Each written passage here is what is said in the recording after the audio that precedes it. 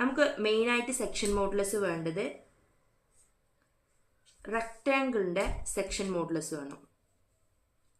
ഇത് ബ്രെഡ്ത്ത് ആണ്, ഇത് ഡെപ്ത് ആണ് എന്നുണ്ടെങ്കിൽ സെക്ഷൻ മോഡുലസ് എന്ന് പറയുന്നത് BD²/6 ആണ്.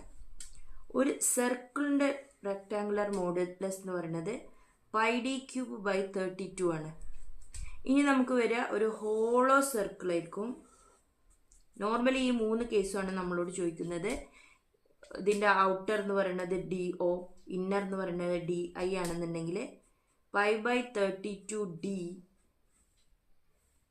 Outer, π/32D outer into D outer raised 4 - D inner റേസ്റ്റ് 4. ഈ 3 ഇക്വേഷനാണ് നമുക്ക് സെക്ഷൻ മോഡുലസ് ആയിട്ട് ബൈ ഹാർട്ട് പഠിക്കേണ്ടത്. മൊമെന്റ് ഓഫ് ഇനർഷ്യ അല്ല, പോളാർ മൊമെന്റ് ഓഫ് ഇനർഷ്യ അല്ല. ഇവിടെ എന്ന് പറയുന്നത് section modulus, that is I/Y എന്ന് പറഞ്ഞ ഇക്വേഷൻ അല്ലെങ്കിൽ